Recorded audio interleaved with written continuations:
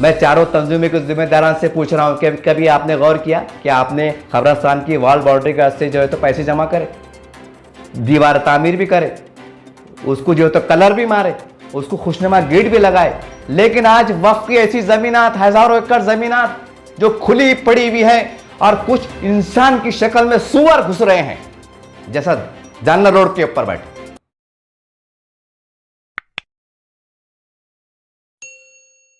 आप देख रहे हैं SDM न्यूज़, मैं हिरेज अंसारी। आज मैं वक्फ ज़मीनात के तहफ़्फ़ुज़ के लिए और वक्फ ज़मीनात पे डेवलपमेंट के लिए और एक मेरे सर्वे के दौरान जो दानिश्वर हजरात है, जो वक्फ के माहिरीन हैं, उनसे कुछ बात निकल के आई हैं। मैं वही चंद बातें फिर मैं एक बार आपके सामने हाजिर हूँ। और इस वक्त मैं मुखातिब हूँ हमारे महाराष्ट्र की 4 सबसे अहमियत के हामिल और काबिल एहतराम जमातें, जिसमें नंबर 1 पे है जमात इस्लामी हिंद, उसके बाद है तबलीगी जमात, उसके बाद है जमीयत उलमाए हिंद, और उसके बाद है अहले हदीस, और जो भी है हमारे और भी संगठनाएँ हैं, लेकिन ये संगठनाएँ बहुत बड़ी बड़ी हैं। तो मेरा सीधे तौर पर इनसे मुखातिब हूँ मैं कि देखिए, आपको साफ तो जानते ही हैं कि वक्फ के ज़मीनात के घोटाले चल रहे हैं और गोपनीय तरीके से चल रहे हैं और बहुत से मसले मसाइल हैं। ये जालना रोड तो एक बहुत छोटी सी बात है। अगर हम जालना चले जाएं, परभनी चले जाएं, नागपुर चले जाएं, भिवंडी चले जाएं, तो आपको बहुत कुछ देखने को मिलेगा। कहीं कहीं एकड़ जो है तो गैर कब्जे में फर्स्ट क्लास खेतियाँ चढ़ी काम कर रहे, फर्स्ट क्लास को टेंशन नहीं है, और वही वक्फ की ज़मीनात के सामने से मुसलमान गरीब बेचारे बेबसी से देख रहे अपनी तबाही को। ये सच्चाई है। बहरहाल मैं ज़्यादा तफसीलात में ना जाते हुए, मैं तमाम ये चारों इस्लामी जमातें हैं, मैं इनसे मुखातिब हूँ, उनके ज़िम्मेदारों से मुखातिब हूँ कि देखिए, अगर एग्ज़ाम्पल इम्तियाज़ जलील साहब ने जो है तो औरंगाबाद में 30-30, 40-40, 50-50 एकड़ ज़मीन को जो है तो ताबे में ले लिए, उसको क्लियरेशन कर दिए, सारी बातें हो गई। तो क्या इम्तियाज़ जलील साहब ये सारे ज़मीनों को डेवलपमेंट कर सकते हैं अकेले? नहीं कर सकते, क्योंकि मान लीजिए अगर कोई 50 एकड़ ज़मीन है तो बहुत सी ज़मीनात हमारी कैसे जंगलों में आबाद है, वहाँ खड्डे हैं, खुड्डे हैं, रास्ते सही नहीं है, रेतीली ज़मीन है, पथरीली ज़मीन है, नीचे ऊपर है, ऐसे बहुत सी बातें हैं। तो इसको हमवार करना, इसको वहाँ पर रोड निकालना, वहाँ कच्चे रास्ते तैयार करना, वहाँ पर परमिशन लेके खंबे लाना, वहाँ पर जो है तो बोरिंग डालना, या हो सके तो अगर पानी की व्यवस्था अगर नज़दीक है, सहूलत नज़दीक है, तो वहाँ से पाइपलाइन खींच के लाना, तो इसके लिए हज़ारों लाखों रुपए का सरमाया लगेगा। इम्तियाज़ जलील साहब कितना करेंगे? अब बहुत ज़्यादा फंड में दे नहीं सकते, क्योंकि मोदी सरकार ने पहले उनका फंड रोक लिए, वो खुद परेशान है कि क्या करना कैसा करना। खैर वो एक अलग विषय है। तो इम्तियाज़ जलील साहब बोले तो बस एक मुसलमान की हैसियत से चलो भाई मैं भी एक अपनी तरफ से कुछ नेक काम कर सकूं, तो वो भी अपनी तरफ से कुछ 10, 15, 20 लाख लगा सकते, जो भी उनको अल्लाह ने हैसियत दिया, जो भी उनका है।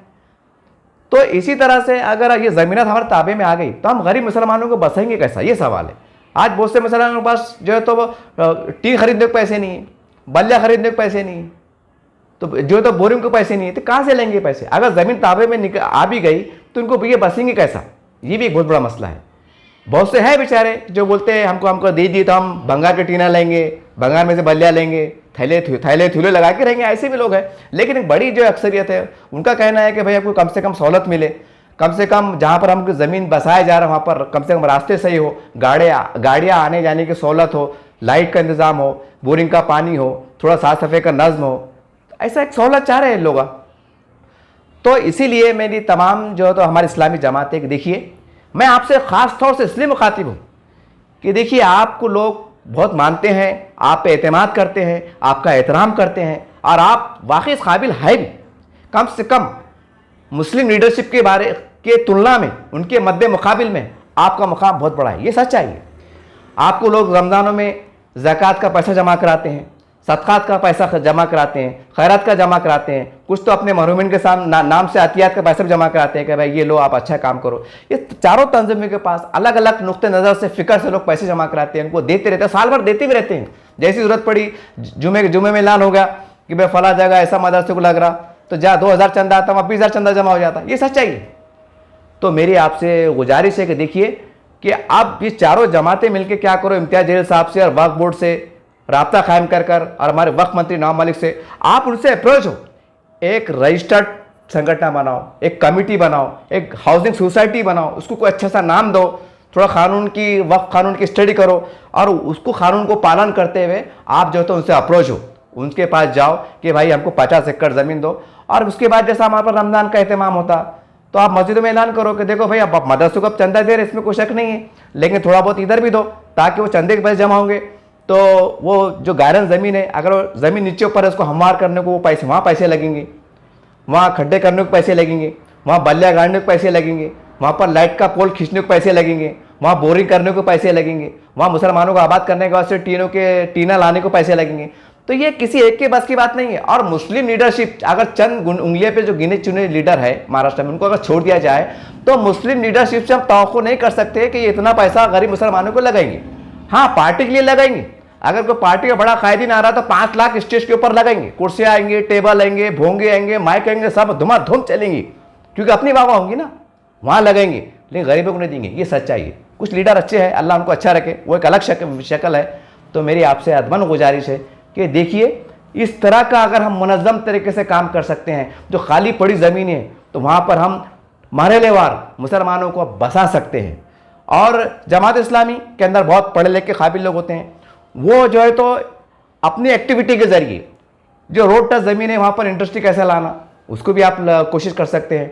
हमारे जमीयत उलमा हिंद है, ये भी बहुत अच्छा काम कर सकते हैं। अगर जमातें अगर मुनज़्ज़म तरीके से काम बांट ले कि हम ये काम करेंगे, आप ये काम करो, आप ये काम करो, तो ये आप कर सकते। मैं आपको एक अहम बात की तरफ भी तवज्जो दिला दूँ कि देखिए, सोलापुर में सैलाब आया था, दिल्ली में फिसादात हुए थे, आसाम में फिसादात हुए थे, और कई सैलाब की तबाहकारियाँ हम देखते हैं हर साल कुछ न होती रहती हैं। तो जमात इस्लामी हिंद, जमीयत उलमा हिंद, ये 2 तंजीमें ऐसी हैं कि बढ़ चढ़ कर रिलीफ फंड में काम करती हैं, और जिनके मकान उजड़ जाते हैं उनको घर बना के देती हैं। अभी सोलापुर में महाराष्ट्र का वाक़या है, जमीयत उलमा हिंद ने भी काम करी, जमात इस्लाम ने भी काम करी।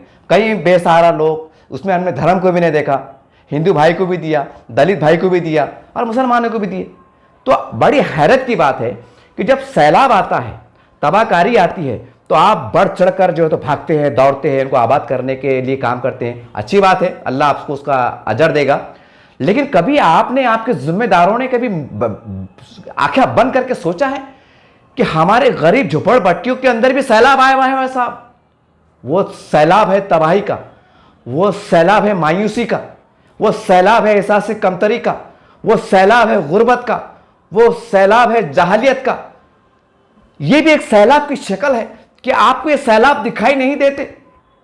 वो सैलाब दिखाई दे रहे जहां सैलाब आ रहा है, उजड़ जा रहा है, वहां बसा के दे रहे। और जो शहरों के अंदर जो मुसलमान, जो गरीब जी रहा है, घुट घुट के जी रहा है, पता नहीं कैसी कैसी शक्लों में जी रहा है, वो भी तो एक साहब सैलाब की शक्ल है ना, वो भी तो साहब एक तबाही बर्बादी की शक्ल है ना। क्या आप इस शक्लों को नहीं समझ सकते? आप तो बाशऊर हैं, आप तो दानिश्वर हैं, आपकी नज़र तो बड़ी फसी है, दूर का देखती है। क्या आपको ये इसके ऊपर फोकस नहीं जाता आपका? मेरी आपसे अदबन गुजारिश है, मादबाना गुजारिश है कि देखिए, 70 सालों में हम बहुत तबाह बर्बाद हो गए। जिस पे हमने भरोसा किया था, हमारे सियासत पे और हमारे मुस्लिम क़यादत पे, उन्होंने हमको कहीं का नहीं छोड़ा। हमारे से वोट लेते रहे, इख्तिदार में आते रहे, होलसेल में हमको लिया के बेचते रहे, और आज भी सिलसिला चालू है। सिर्फ तरीक़ेकार बदला है, शक्लें बदली है। कभी आरएसएस का डर बताया जा रहा, कभी बीजेपी का डर बताया जा रहा, पता नहीं कैसे कैसे सिर्फ शक्लें बदल रही हैं, शतरंज की चाल की तरह मोहरे बदल रहे हैं।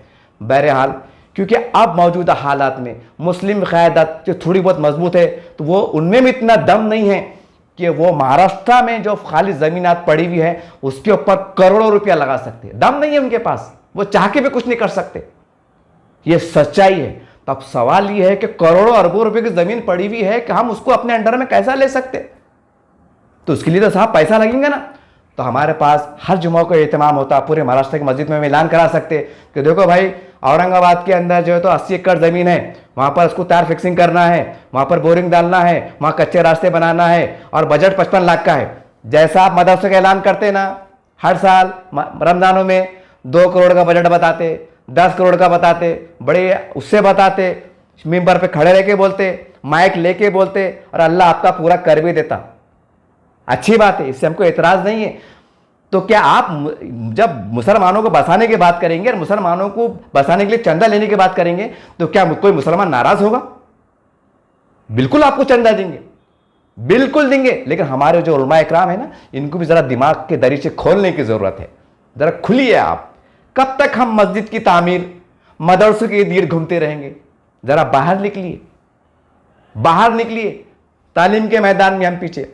बड़ी शर्मनाक बात है कि सऊदी अरबिया के अंदर हमारे भारत देश के नामवर उलमा इकराम को अवार्ड दिया जाता है, शाह फैसल अवार्ड। अब पता नहीं कैसे कैसे अवार्ड, अब तफसीलात में मैं जाना नहीं चाहता कि आपने बहुत अच्छा काम किए, आपने दीन का बहुत अच्छा काम किए, ऐसे अवार्ड मिले हैं, टीवी पे दिखाया गया है, अखबारात में आया है। और दूसरी तरफ सुप्रीम कोर्ट का जस्टिस सच्चर कमेटी की रिपोर्ट पार्लियामेंट गठित करती है, वो रिपोर्ट जारी करते हैं कि इस देश में मुसलमान दलित से बदतर हो चुका है। एक गैर मुस्लिम कमेटी जज वो डिक्लेयर करता है कि देखिए मुसलमानों की हालत इतनी खराब हो चुकी है, और बाहर देश में हमको अवार्ड मिलता है कि आप दिन का काम कर रहे हैं, और हम मुसलमान इस देश में कहां से कहां पहुंच गए। और हम अवार्ड लेने में खुश, अवार्ड लेने में परेशान। आपको बुरा लग रहा होगा तो मैं माफी चाहता हूं, लेकिन ये सच्चाई है। अगर हम कब जागेंगे? एक रिपोर्ट जारी होती है सच्चर कमेटी की तरफ से कि मुसलमान की हालत ये है, और हमारी तरफ से कोई इसके ऊपर मुनज़्ज़म तरीके से लाने में तैयार नहीं होता। अगर हमारी मुस्लिम क़यादत नाअहल साबित हो रही है, कमजोर साबित हो रही है, तो आप मैदान में आइए ना। जमहूरियत है हमारे पास, जमहूरियत। अपनी जमीन की आवाज पर, अपनी कौम परस्ती के ऊपर मुनज़्ज़म तरीके से हमारे लोग शाही का पूरा फायदा उठाते हुए आप आगे आइए। और हमने देखा है, तारीख गवाह है, इस्लामी तारीख गवाह है कि जब जब उम्मत मुस्लिमा पर बुरा वक्त आया है तो हमारे मुस्लिम तंजीमों ने, उलमा इकराम ने, और जो हमारे मजहबी क़यादत ने हमारी नुमाइंदगी की है, फांसी के फंदे को चूमा है, अपनी कुर्बानियां दी हैं देश को बचाने में, संवारने में, कौमों को संवारने में। यह है आपकी कुर्बानियां, यह है आपकी कुर्बानियां। आज वही कुर्बानियां आपको आवाज दे रही है एक नए सिरे से, एक नए दौर में। मैं आपको एक तरफ और इशारा कर दूं कि आपने देखा होगा कि शहरों में कब्रिस्तान आबाद होते हैं, दीवारें टूट जाती हैं, तो ऐलान होता है मस्जिद में कि भाई वो कब्रिस्तान की दीवार टूट गई, उसके वास्ते चंदा दो। अच्छा, उनसे पूछेगा भाई आप दीवार क्यों बना रहे, तो वो कमेटी वाले जवाब देते, मस्जिद की कमेटी और कब्रिस्तान की कमेटी जवाब देती, कैसा है जनाब, अगर दीवार नहीं उठेंगे ना तो जंगली सुअर जो तो अंदर घुसेंगे, जंगली जानवर अंदर रहेंगे, खबरों की बेहरमती होंगी, कब्रिस्तानों की बेहरमती होंगी। ये ज़रूरी है और सही बात भी है, गलत बात नहीं है। तो क्या कभी आपने गौर किया, मैं चारों तंजीमों के जिम्मेदारान से पूछ रहा हूं कि कभी आपने गौर किया कि आपने कब्रिस्तान की वॉल बाउंड्री के वास्ते जो है तो पैसे जमा करे, दीवार तामीर भी करे, उसको जो है तो कलर भी मारे, उसको खुशनुमा गेट भी लगाए। लेकिन आज वक्फ की ऐसी जमीनात, हजारों एकड़ जमीनात जो खुली पड़ी हुई है, और कुछ इंसान की शक्ल में सुअर घुस रहे हैं, जैसा जानना रोड के ऊपर बैठे, ऐसे कई, और मुसलमानों के अंदर भी है, वसीम रजीवी के जैसे। और वो तो सुअर है जो दिख के आता है कि वो जो कब्रिस्तान में घुस रहा है तो उसके तहफ़्फ़ुज़ के लिए हम दीवार खड़े करते हैं। लेकिन ऐसे सुअर मुसलमानों के अंदर मौजूद है जो वक्फ की जमीन के अंदर घुसने को तैयार है। तो उनको रोकने के वास्ते हम बाउंड्री कब बनेंगे, उनकी फील्डिंग कब लगेंगे? ये जरूरी बातें हैं। मैं तल्ख लहजे में बोल रहा हूं, शायद आपको थोड़ा नागवार गुजरे तो मैं उसकी माजरत चाहता हूं, लेकिन आपको उठना पड़ेगा। हमारे हजारों महाराष्ट्र में मुसलमान, लाखों के मुसलमान जो है तो गुर्बत ज़दा गुजार रहे हैं, आपको इस पर काम करना पड़ेगा। हम कब तक सियासी पार्टियों की जी हुजूरी करते, हम कब तक जिंदाबाद मुर्दाबाद का नारे लगाते रहेंगे? अरे वक्फ के ऊपर आप सही तरीके से काम कर लिए ना तो हमको जिंदाबाद मुर्दाबाद बोलने का जरूरत नहीं पड़ेगी। जैसा बौरी समाज है ना, कभी सियासत में नहीं आता, कभी सुने कि बौरी समाज ने हम बोले कि मेरे को एमपी बनाओ, आमदार बनाओ, नगर सेवक बनाओ, नहीं, बेचारे काम धंधा करते, तिजारत करते। अगर वक्फ की जमीन से हमारा मुनज़्ज़म तरीके से काम हो गया साहब, तो हमको ना आमदार बनने की जरूरत, ना खासदार बनने की जरूरत, हमारा काम जबरदस्त चलता, एकदम बेहतरीन। और आप बोलेंगे नहीं भाई सियासत जरूरी है। अरे भाई जब सियासत में आप आ रहे तो कौम को धोखा दे रहे, तो आप करना तो क्या करना। तो खैर ये तो सियासी कायदन की बात हुई। मेरी तमाम जो है तो इस्लामी जमातें हैं, तंजीमें हैं, उनसे मेरी गुजारिश है कि देखिए आप मुनज़्ज़म तरीके से, इम्तियाज़ जलील साहब हैं, फौजिया मैडम जी हैं, एम शेख साहब हैं, नवाब मलिक साहब हैं, इनके पास आप जाओ। ये गरीबों का माल है और मुसलमानों की अपनी मिल्कियत है, यहां पर सब बिस्को मत। कैसा जाना, क्या बोलेंगे, वो क्या पूछेंगे, हमने क्या बोलना, सीधी सीधी बात करो। वक्फ की ज़मीन है, गरीब मुसलमानों की मिल्कियत है, हम में ताकत है, हम बसाना चाहते हैं, पैसे कम पड़े तो जिस तरह हम मदरसों के लिए मदरसों की बाज आबादकारी के लिए 2-2 रुपए का चंदा जमा करते हैं, बाजारों में घूम घूम कर, गलियों में घूम घूम कर, तो ये तमाम तंजीमें अगर 2-2 रुपए का चंदा भी कर लें, हजारों लाखों मुसलमान आबाद हो सकते हैं, हमारी कंपनियां आबाद हो सकती हैं। ये हो सकता है साहब, हो सकता है। जरा अपने ईमान की हालत में जरा आप सोचिए, मनज़्ज़म तरीके से सोचिए, ये हो सकता है। और हमें भीख मांगने की जरूरत नहीं है, ये हमारी हक की जमीन है, खाली आपको लाहेमल बनाना है। और माशाल्लाह मुसलमान कभी भी चंदा देने बैठा, अगर आप बोलेंगे कि हरसुल के अंदर हम 200 मकान बना रहे, हमको टीना दिला दो, कई अल्लाह के लाल औरंगाबाद में ऐसे हैं जो 1000 टीना दिला देंगे, ऐसे कोई सीमेंट दिलाएंगा, कोई रेती दिलाएंगा, कोई खड़ी दिलाएंगा, कोई तार फेंसिंग दिलाएंगा, कोई बल्लिया दिलाएंगा। ये ऐसा हो सकता है साहब, हो सकता है जब हम चंदा जमा करके और मस्जिद अतियात जमा करके मस्जिद करोड़ों रुपए की मस्जिदें बना सकते हैं अतियात की शक्ल में, और ज़कात खैरात की शक्ल में मदरसे की तामीर कर सकते हैं, मदरसे में हम खिला सकते हैं, करोड़ों रुपए का बजट हम संभाल सकते हैं। तो वक्फ की जो हमारी सिर्फ फ्री की ज़मीन है, सिर्फ खाना पूरी करके इसको अपने अंडर में लेना है और चंदा जमा करके गरीब मुसलमानों को बसाना है। अब चंदे के सिवा रास्ता नहीं बचा साहब, चंदे के सिवा रास्ता नहीं बचा, क्योंकि ये मुस्लिम जो क़यादत लीडरशिप है ना, जो चंद मुट्ठी भर, सबकी बात नहीं कर रहा हूं, ये ताक में बैठे हुए हैं कि कब हम शिकार मिले और हम कब हड़प पे, ये होने वाला है। तो अब ये नापाक अज़ाइम को रोकने के वास्ते आपको मैदान में आना पड़ेगा। ये हम कब तक खबरस्तान की वाल बांडे मारते रहेंगे? जरा मैदान में आइए। मुसलमानों का मुस्तकबिल जंगलात में वक्फ की शक्ल में पड़ा हुआ है, सिर्फ आपको तराशना है, आपको संवारना है, आपको आगे आना है। और ये हो सकता, ये आपको करना ही पड़ेगा।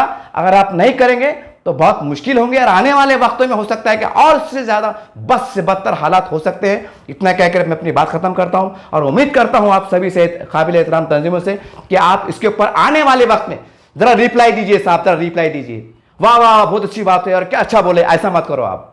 जैसा मैं अपना फर्ज निभा रहा हूं ना, मुझे अल्लाह ने बोलने की सलाहियत दिया है, मैंने बोल के मैं अपना फर्ज निभा रहा हूं।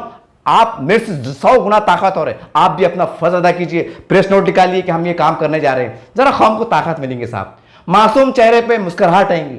जो ऐसा से कमतरी में गुर्बत में मुसलमान जी रहा है ना, सुकड़ सुकड़ कर मर रहा है, उसके अंदर तवानाई पैदा होगी, जीने का जोश पैदा होगा, हौसला मिलेगा, कुछ होगा साहब, कुछ करे तो कुछ होगा साहब। इतना कह के अपनी बात खत्म करता हूं।